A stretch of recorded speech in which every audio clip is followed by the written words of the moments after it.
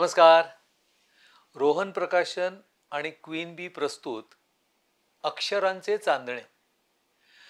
अध्यात्म, अध्यात्म परंपरा, आध्यात्मिक तत्वज्ञान हे माझ्या आवडीचे विषय आणि या विषयावर धनंजय जोशी यांनी सहज नावाचं पुस्तक लिहिलंय. या पुस्तकाची थोडक्यात ओळख करून द्यायची तर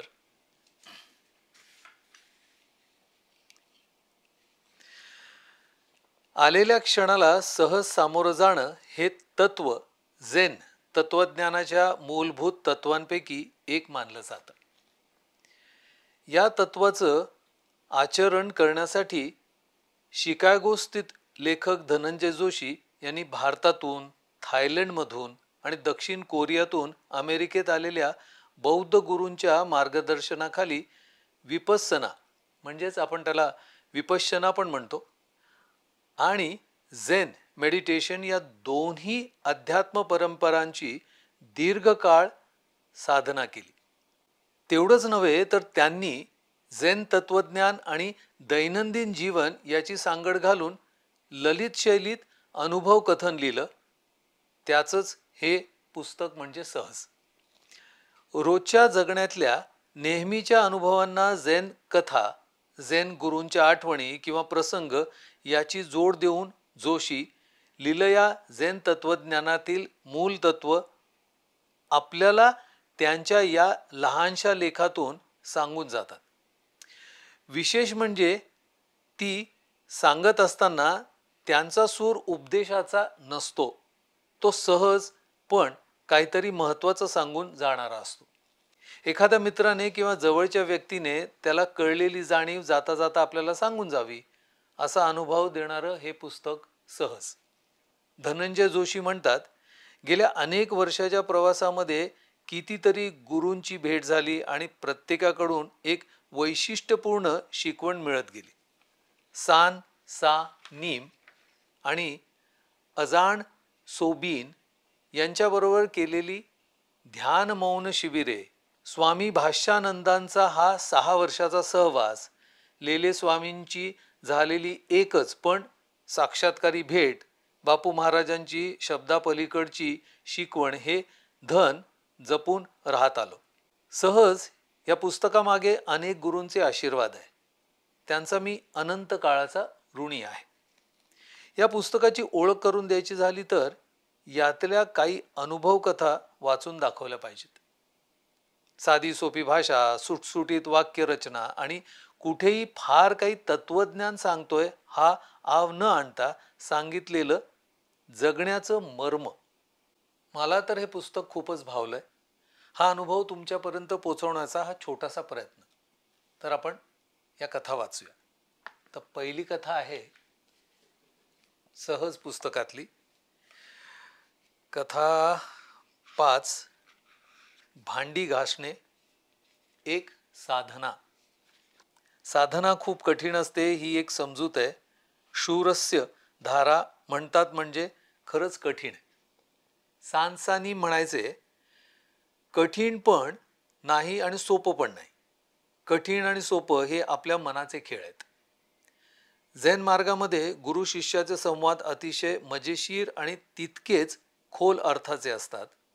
त्याचं एक उदाहरण, जोजू म्हणून एक महान झेन गुरु होऊन गेले. एकदा त्यांचा एक शिष्य त्यांच्याकडे गेला आणि नमस्कार करून म्हणाला, मास्टर, मला एक साधना हवी. Please give it to me. Joju म्हणाला, तू जेवलास का? शिष्य म्हणाला, हो, मी जेवलो. उत्तम, जोजू म्हणाला. आत्ताच्या आत्ता जाऊन तुझी भांडी घासून टाक. हे ऐकल्यानंतर त्या शिष्याला ज्ञान साक्षात्कार झाला. आपण हा संवाद ऐकल्यानंतर आपल्यालाही साक्षात्कार का होऊ नये? कारण आपल्याला आणखीन साधनेची जरूर आहे. म्हणून आपण परत त्या संवादाकडे बघूया. जेवण. जोजू म्हणतो, तू जेवलास का? त्याचा खरा अर्थ, तुला ज्ञान म्हणजे काय ते आत्मसात झालं का? समजलं का? तुझ्या रक्तामध्ये ते मिसळून गेलं का? की नुसतंच शब्दज्ञान राहिलं. जेवण म्हणजे नुसत्या भात भाज्याकडे न पाहता समोर ताटात जे आहे ते खाऊन पाहणे म्हणजेच खरा अनुभव घेणे. मग शिष्य म्हणतो, हो मी जेवलो. म्हणजे शिष्यानं गुरुला पावती दिली, सांगितलं, हो मला सगळं समजलं बरं का. पण गुरु काही कमी नाहीत. जोजूला समजलं की या शिष्याला जरी ज्ञान झालं असलं तरी तो त्या ज्ञानाला आपलं म्हणून धरून बसला आहे. मग जोजू म्हणतो, जा सगळी भांडी घासून टाक. जोजू त्याला सांगतो आहे की भांडी घासल्यानंतर त्यात आधी काय होतं ते दिसत नाही. तसंच शिष्याच्या ज्ञानाचं आहे. जोजूची भांडी म्हणजे शिष्याचं मन. भांडी घासून टाकणं म्हणजे ज्या ज्या गोष्टी, मग ते ज्ञान असो व नसो, मनामध्ये मुक्काम करून बसल्या आहेत त्याची साफसफाई करणं, त्यांच्यापासून सुटका मिळवणं, हा भांडी घासण्याचा खरा अर्थ. भांडी घासण्यामागे हा जो आनंद असतो तो आपण शोधायला हवा. आम्ही आश्रमीय लोक जिथं जिथं जेवायला जात असू तिथं तिथं स्वामी यजमानांना सांगायचे, तुम्ही भांडी घासायचं काम आमच्या धनंजयाला द्या, नाही दिलं तर त्याला वाईट वाटेल. मग आमचे यजमान माझ्याकडे जरा गमतीदार नजर टाकून मला भांडी घासण्याचा साबण द्यायचे. मी मनातल्या मनात म्हणायचो, Joju Zen master, thank you for your teaching. हा भांडी घासण्याचा आशीर्वाद अजून माझ्या हातात आहे. घरी कोणी नसताना आजही डिशवॉशर बंद करतो. आणि आता दुसरी कथा आहे, वयस्क नक्की कोण. 27.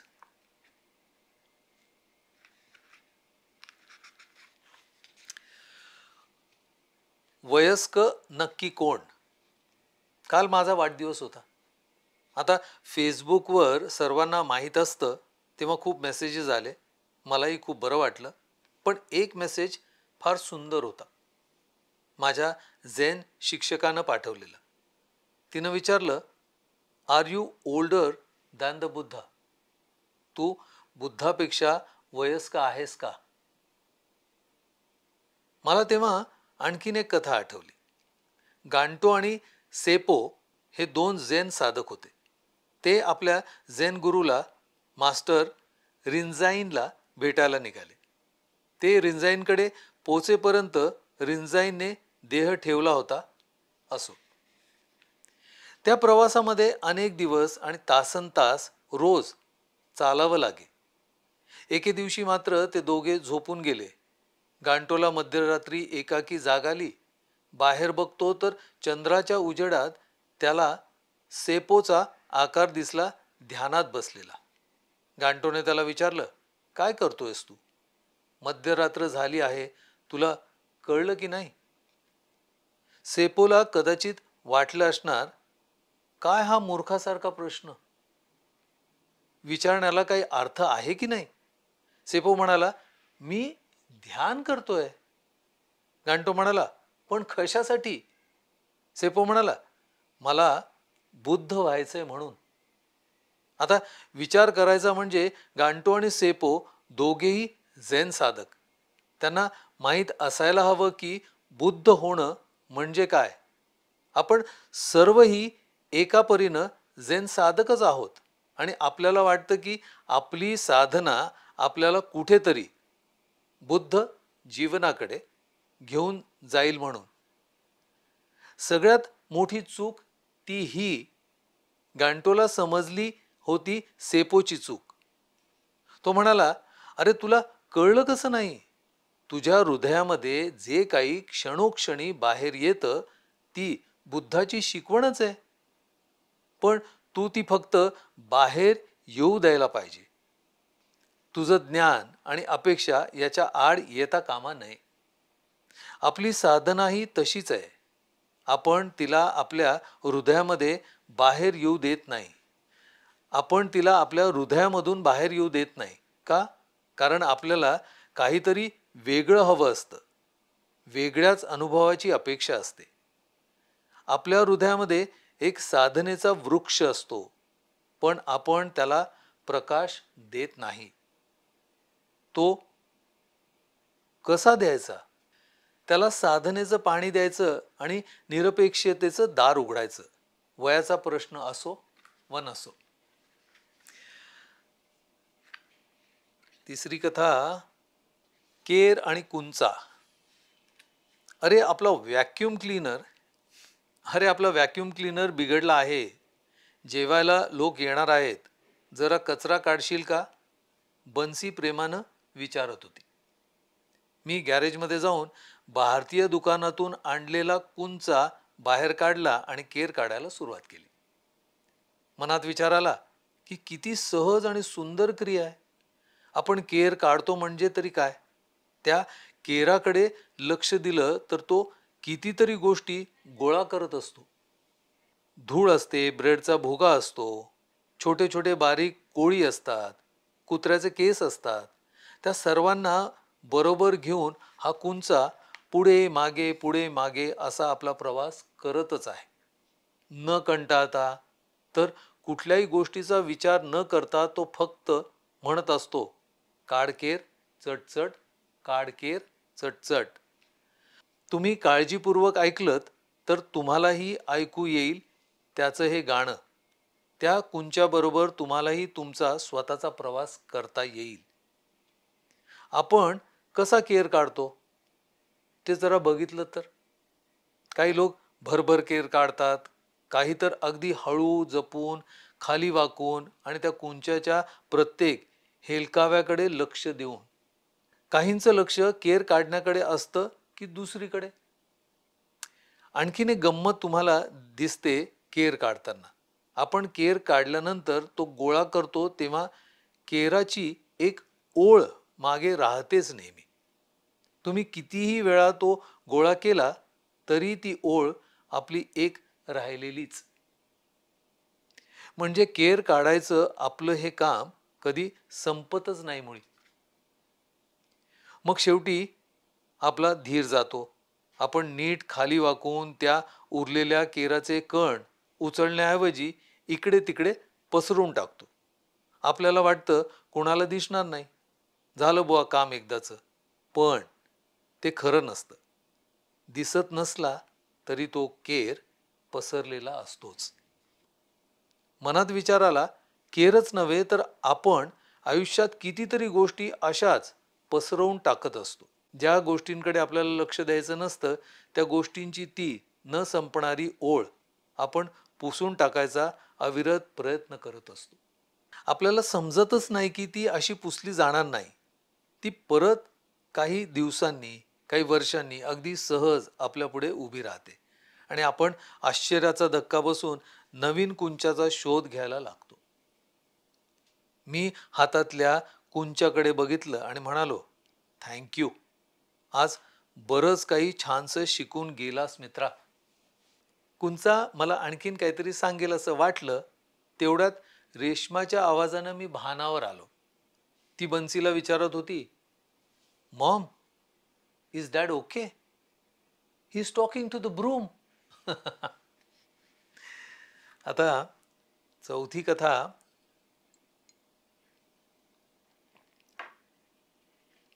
दार.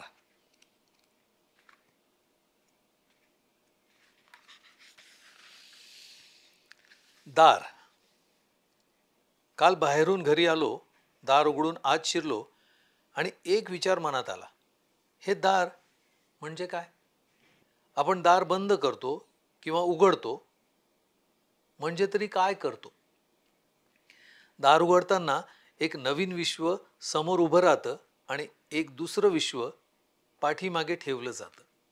मग असा विचार आला, आपण या दाराची किती मनपूर्वक काळजी घेतली पाहिजे.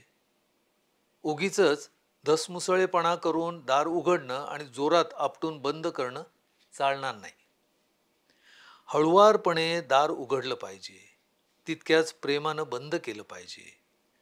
जे विश्व आपल्यासमोर येत आहे त्याची जाणीव ठेवून दाराचे आभार मानले पाहिजेत. कदाचित त्याच्या पाया पडलं पाहिजे तरी काही हरकत नाही.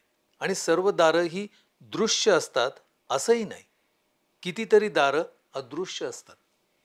घरामध्ये आपण स्वयंपाकघरातून टी व्हीकडे किंवा ब्रेकफास्ट रूममधून फॅमिली रूमकडे जाताना ही अदृश्य दारच उघडत असतो आणि एका विश्वामधून दुसऱ्या विश्वाकडे प्रवास करत असतो. पण हे कळतच नाही आपल्याला.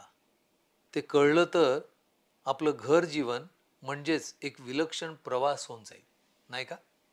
जॅक लंडन या लेखकाला एकांताची जरूर भासत असे.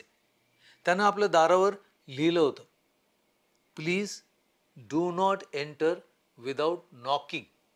आणि त्याच्या खाली त्याने लिहिलं, please do not knock.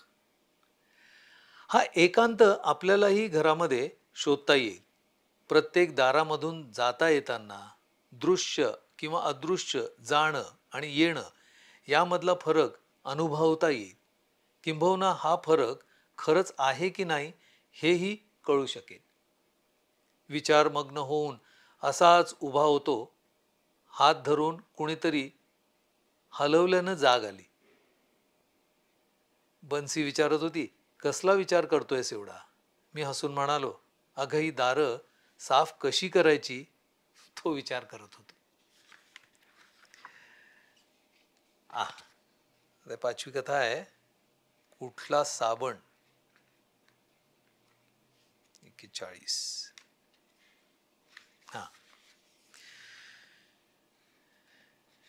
New York टाइम्समध्ये वाचलेली एक गोष्ट आठवली. ओहायोमध्ये एक श्रीमंत उद्योगपती राहत होता. त्याला एक मुलगा होता. घरामध्ये फक्त तो आणि त्याचा मुलगा. श्रीमंत असल्यामुळे पैशाची कमतरता नव्हती. मुलाला उत्तम शिक्षण, उत्तम कपडे, काही कमी नव्हतं. आयुष्यामध्ये सगळं काही मिळालं तरी प्रश्न उभे राहणं थांबत नाही. एकाकी त्या मुलाला असं वाटलं की माणसानं केस कापू नयेत आणि आंघोळ करू नये. म्हणून त्यानं आंघोळ करायची सोडून दिली आणि केस कापायचे सोडून दिले. वर्षानुवर्ष तो मुलगा आंघोळ न करता आणि केस न कापता राहिला. वडिलांपुढे मोठा प्रश्न आणि मोठा वास सुद्धा उभा राहिला होता. त्यांनी अनेक प्रश्न केले पण काही परिणाम होईना. शेवटी त्यांनी नाद सोडला आणि मुलाला काय वाटेल ते करू दिलं. काही वर्षांनी वडील वारले. त्यांचं मृत्यूपत्र उघडलं आणि ते बघून मुलाला धक्का बसला. एवढा श्रीमंत माणूस आणि त्यानं आपल्या मुलाला फक्त 2च गोष्टी ठेवल्या होत्या, एक रिकामं घर आणि एक मोठा साबण. बाकी सगळी मालमत्ता दान केली होती. मुलाला कळेना काय करावं. तो रोज आपल्या घरात बसून त्या साबणाकडे बघत राहिला. काही दिवसानंतर घरातलं अन्न संपलं, भूक लागली, पण करणार काय? त्याला शेवटी एक कळून आलं, आपल्याला केस कापले पाहिजेत, आंघोळ केली पाहिजे आणि कुठेतरी नोकरी शोधली पाहिजे. समोर तो मोठा साबण होताच त्यानं तो उचलला आणि आंघोळीला गेला. अंग साफ करता करता त्याला त्या साबणामध्ये काहीतरी चमकणारी गोष्ट दिसली. त्यानं आणखीन जोरानं अंग साफ करायला सुरुवात केली. पाहतो ते काय, त्या साबणामध्ये एक अनमोल हिरा त्याला सापडला. वडिलांनी ठेवलेला, त्यांचा वारसा आणि त्यांचं ज्ञान देखील. मला वाटतं आपण देखील त्या मुलासारखेच आहोत. फक्त शरीराऐवजी आपलं मन साफ करायला हवं. कितीतरी नको त्या गोष्टी आपण मनामध्ये वाढवत असतो. शरीराला साफ करायला साबण खूप मिळतात, पण मन साफ करायला कुठला साबण वापरणार? उत्तर फार सोपं आहे. आपली साधना हाच तो साबण. आणि गंमत अशी की हा साबण जितका वापरला तितका तो जास्त टिकेल आणि जितका कमी वापराल तितका तो लवकर झिजून जाईल. 6वी कथा आहे, सहजच का नाही. ही शेवटची कथा आहे. सहजच का नाही. एक सुंदर पुस्तक वाचलं परवा, शीना अय्यंगरने लिहिलेलं. त्याचं नाव आहे द आर्ट ऑफ चूझिंग. म्हणजे आपल्याला जे हवं ते निवडायची कला. तरुणपणीच अंधत्व आलेल्या शीना अय्यंगर यांनी मोठं संशोधन करून हे पुस्तक लिहिलंय. पुस्तक वाचल्यावर अनेक विचार मनात आले. म्हणजे चॉईस म्हणजे काय? हा निर्णय घेणारा कोण? निर्णय घेण्याची जबाबदारी कोणाची? आणि सर्वात मुख्य प्रश्न म्हणजे मी कोण? खरी गोष्ट अशी, साधकाच्या आयुष्यात चॉईस ही गोष्ट नसतेच मुळी. म्हणजे काय? याचा अर्थ असा की आपण आपलं आयुष्य चॉईस विना जगलो तर काय? म्हणजे सहज जीवन. सहज म्हणजे काय? सहज म्हणजे काहीही श्रम न करता समजणं. साधनेसाठी श्रम करायचे की नाही? उत्तर आहे नाही. ज्याच्यासाठी श्रम करावे लागतात ती साधनाच नाही. जेव्हा तुम्ही सत्याचा पाठलाग थांबवता तेव्हा तुम्हाला सत्य सामोरं येतं. सत्य तुमच्यासमोर येऊन उभं राहतं. काही वर्षापूर्वीची गोष्ट. मी माझ्या गाडीनं घरी रात्री परत येत होतो. दारू पिऊन गाडी चालवणाऱ्या एका माणसानं माझ्या गाडीला सरळ धडक दिली.